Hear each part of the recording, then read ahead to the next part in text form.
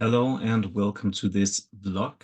My name is Jakob Banker Nielsen as always, and I'm here to present the topic of week 10 on the Certified Technical Architect program that is offered by ServiceNow. This week, we are, amongst other things, concentrating on citizen development. And citizen development is the domain or the topic that I have chosen to dive into and present to you a bit more, as I do feel that there is a lot of green fields to be explored here. It is a topic that is maybe known to some as a base concept, but how do we actually go about employing it and rolling it out in an organization to reap its benefits? Let's have a chat about this. In this presentation, I have added some visuals as well. So I will now share my screen.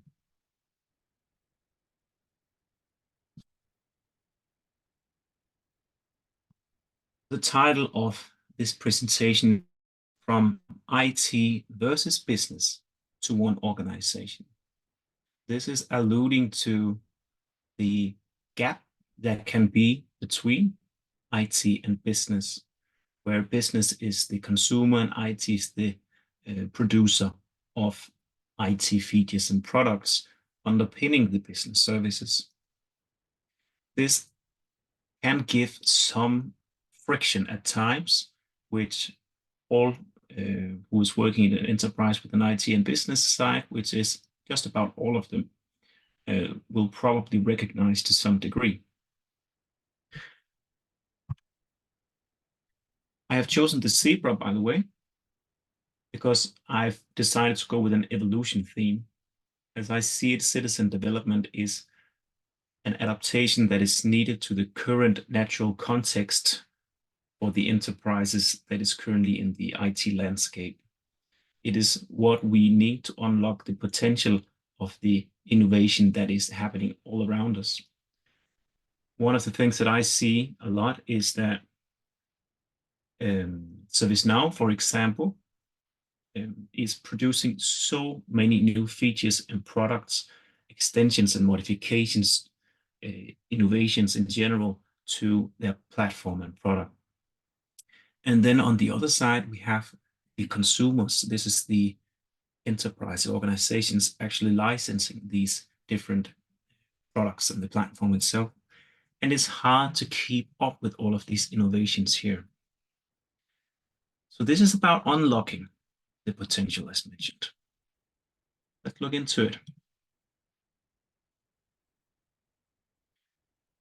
Carrying on with the evolution metaphor, I have chosen to include a quote by Darwin here, who says that it's not about being strongest or most intelligent. It is about being able to adapt to your surroundings.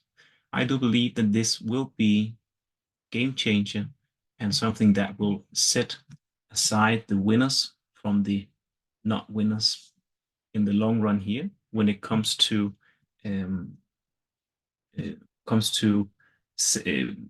being competitive in the given industry you're in. It doesn't really matter because IT will be the enabling factor. And the more you as an organization, enterprise, are able to keep up with this rapid innovation rate, be it from ServiceNow or anywhere else, and also respond to innovative changes to the product landscape and platform landscape that you have, the more competitive you will be. And right now, we are seeing that the business side will be a challenge here. Sorry, the IT bottleneck in terms of delivery would be a challenge here. So we will be looking into three metaphors here: the demanding savanna, that is the industry context; how to earn our stripes. This is about how we can adopt citizen development. And finally, we'll have a forward look into finding greener pastures.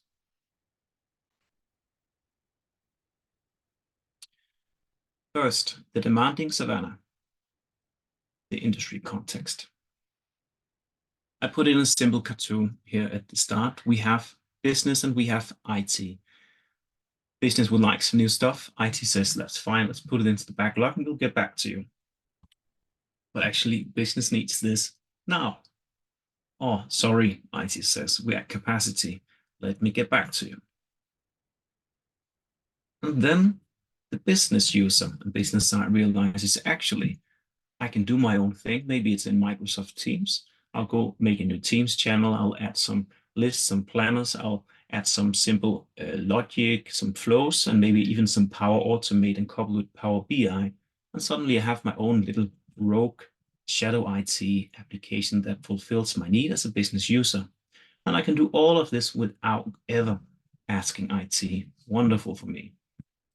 And while it does solve the issue for the business user, it does complicate the manageability and the compliance of managing an application landscape for the IT department. And it's not always in the best interest of the enterprise itself. So let's consider, we have here a wonderful change engine. We have an intake funnel. This is where all of the demands come in. And inside, the demands are being evaluated and turned into something productive that will be an output. In this case, it will be the infrastructure and the product platform application landscape that the business users will then be supported by. Uncovering the engine here, it is guided by a center of excellence. This would be your different process owners, your business analyst, your administrators, platform architect, and the core team around your platform. Additionally, you will have different layers of governance. You will have it formally or informally. It will exist. You will have a strategic intent and direction that is setting the lighthouse beam for where the engine is to produce value. And you will have a portfolio governance trying to ensure that all of the incoming demands are then aligning with the portfolio, with the strategic intent. Finally, we have technical governance, ensuring that we have a healthy, stable, scalable, and strategically aligned development throughout the execution of the software delivery lifecycle stages. So it covers a lot actually there. It is both doing things right, but also keeping the why in mind and ensuring that the why, which is the strategic intent and the business objectives that we're supporting, is actually supported once we get to C and we are done. The red box underneath, that is a representation of the black box, the things we do not know about in our engine, because we do have all of these formally represented boxes here of the demand intake and so on in your software delivery lifecycle and your different boards and center of excellence. But we also have all of the business users that will go rogue on you. And this is what we will see in this presentation as well. So here we have a simple, all of these circles, those would be demands coming in. Some of these demands will then go through the official and governed, controlled method of the software delivery lifecycle here and become these beautiful little hexagons here representing an adaptation or change to the application landscape that the business users will then be able to consume. However, there is also a bigger funnel, and it does not have any checks. This is where your shadow IT is created. This is where the business user says, oh, wait, I'll just go make my own.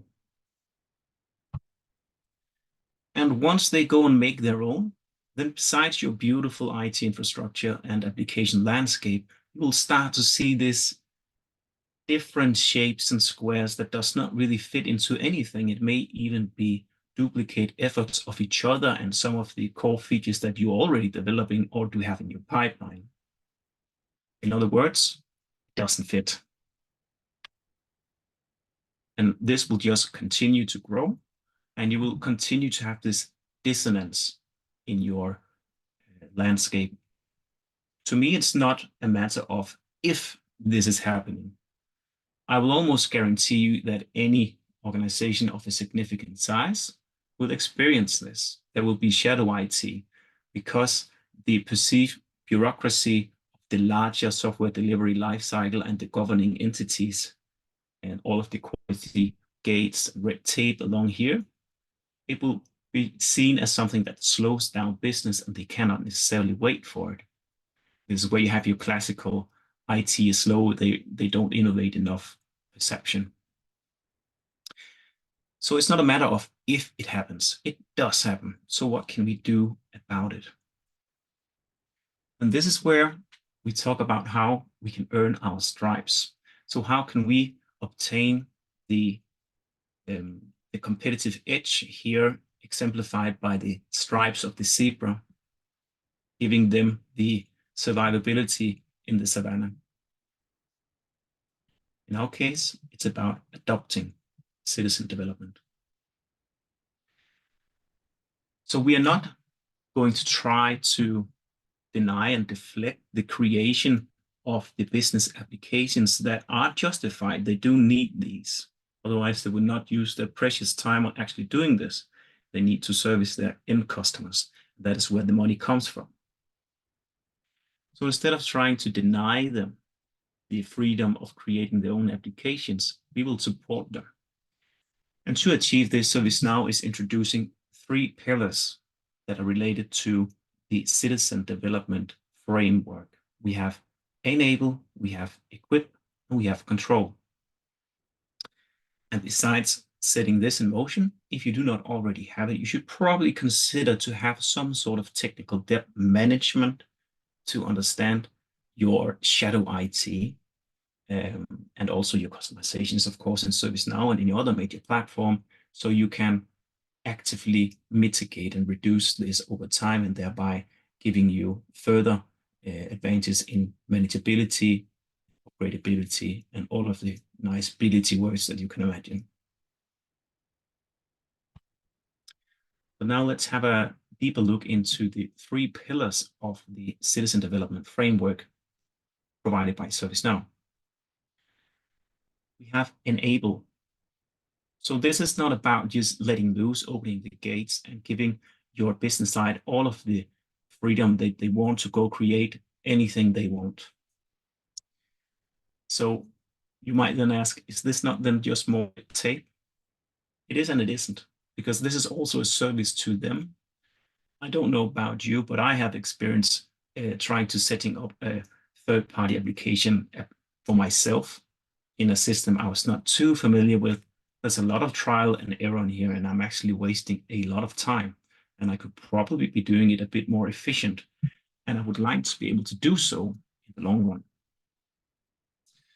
So we enable the business users to be able to create their own relevant business applications inside of ServiceNow, in this case here.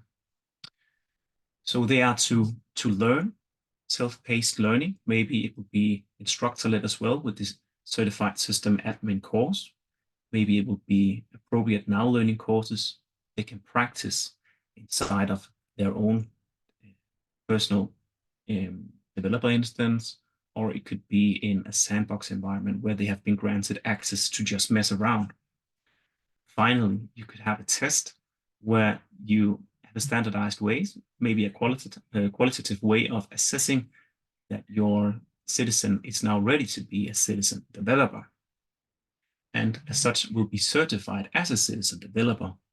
You could take it a step further, as ServiceNow do provide different citizen developer no to low code tools, all the way from decision tables to process automation designer to flow, and to tools such as the service catalog designer and the portal engine itself, which is also drag and drop,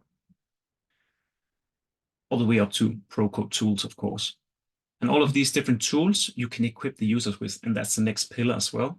So based on a tier of certification internally, you could provide them with different types of tools. Going into the equip phase.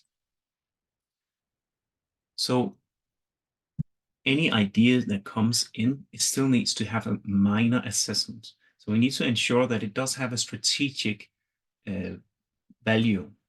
We also need to ensure that it is not a duplicate of an ongoing or existing application. This is also in service of the business user itself. It is a control gate. Yes, it is, but it is not as restrictive, because one of the major bottlenecks in classical demand management for IT is that it's not just about finding good ideas, it's about prioritizing them and then allocating resources to them. That's where a lot of good ideas will vanish into oblivion. But in this instance here, we are provided with the resource that will be able, as a citizen developer, to undertake this with minimum advisory and guidance and control. The active tool set.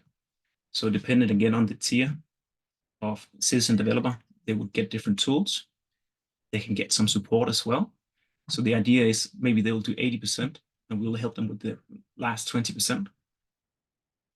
And finally, we can have a review of the application and the release. Into the control side of things. ServiceNow has an app workspace. I honestly forget the name standing here right now, but we are able to measure the adoption rate and the usage of apps that are being created by App Engine Studio, for example. We also to govern it. Already have mentioned some of the governance happening already, and we need to refine it over time. So some of the refinement tools that you might want to look at, it could be automation discovery to find virtual agent topics. It could be process optimization, which is a very cool feature ServiceNow that will give you a graphical representation of one of your processes and identify any bottlenecks that you may have in here. Further, you could do stuff like metrics and do some reporting in general, maybe employing performance analytics as well, to understand how well your different application types are performing and if they should be fine-tuned over time. Here, it might be important to remember that this is an application that has been created by a citizen developer. So it would make sense to incorporate that citizen developer in the continuous improvement of it as well. They would already be invested, and they have showcased the capability to actually produce all, if not a lot, of the end application that is being reviewed here.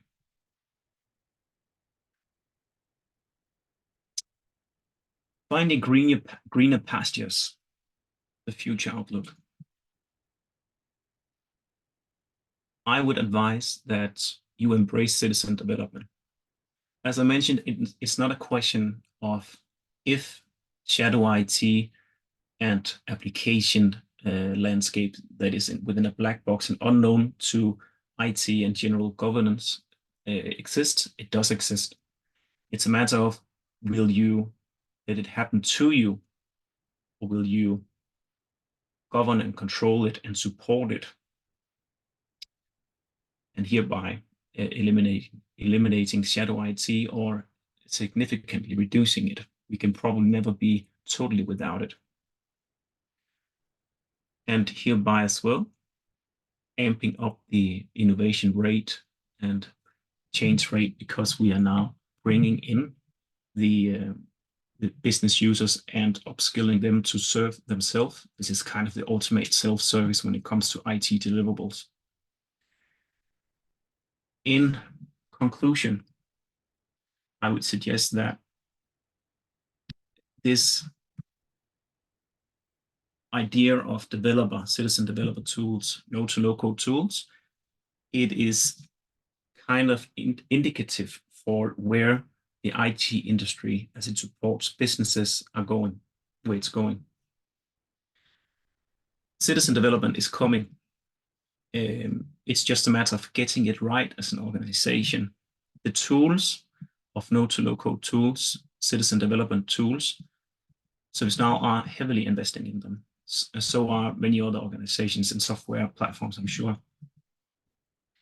And this is because there is a need for it. So the tools will evolve and mature over time, but already now they are quite mature, in fact. And there should be plenty of value for any enterprise to harvest, should they be willing to not lose control, but to realize that they are not in control and that they can become more in control by supporting the generation of business applications where they are not the key driver of the deliverables through a citizen developer program. Yes. So I do hope that you enjoyed this presentation here. Thank you for listening in. Shout out to Henrik Odendahl from my CTA team for providing the slide 19. Wonderful presentation slide by him and presentation in general. He nails it. So I hope you get the chance one time. For now, you're stuck with me, but I'm glad you're here, and I'll see you next week.